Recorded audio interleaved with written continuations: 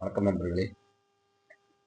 தமிழக முதல்வர் ஜோசப் விஜய் ஒவ்வொரு அரசியல் கட்சியினுடைய தலைவர் வீட்டுக்கு நேரில் சென்று ஆக்சுவலாக அவர் நேற்று கூப்பிட்டுருப்பாரு எல்லாரையும் பதவி பிரமாணத்துக்கு அனைவரும் வருவாருங்க அப்படின்று எதிர்பார்த்தோம். ஆனால் கூப்பிட்டாரா கூப்பிடலையான்னு தெரியல. ஆனால் மேக்சிமம் இதுவரையில சரித்திரம் படைத்த பொலிட்டிக்கல் லீடர்ஸ் இன் தமிழ்நாடு மேக்சிமம் நம்ம அங்கே யாரையும் பார்க்க முடியல. அதனால் இன்னைக்கு அவர் நேரடியாக ஒவ்வொரு முதிர்ந்த அரசியல்வாதிகளை வீட்டுக்கு அவருடைய வீடுகளுக்கு நேரில் சென்று வாழ்த்தை பெற்றிருக்கிறார். அந்த வகையில் அதாவது ஒரு நாகரிக அரசியலை விஜயவர்த்தன் மேற்கொள்கிறார். அதற்கு நாம் பாராட்ட கடமைப்பட்டிருக்கிறோம்.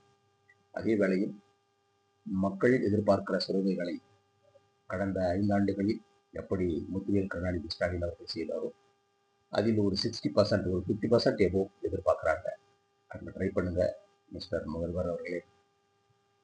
அடுத்தபடியாக திமுகவின் முடிவில் காங்கிரஸ் கூட்டியது துரோகமான ஒரு செயல் அப்படின்ற மாதிரிலாம் நிறைய செய்திகள் பார்த்துருப்பீங்க. நான் கொஞ்சம் இந்த சாப்டருக்கு லேட்டாக தான் வரேன்.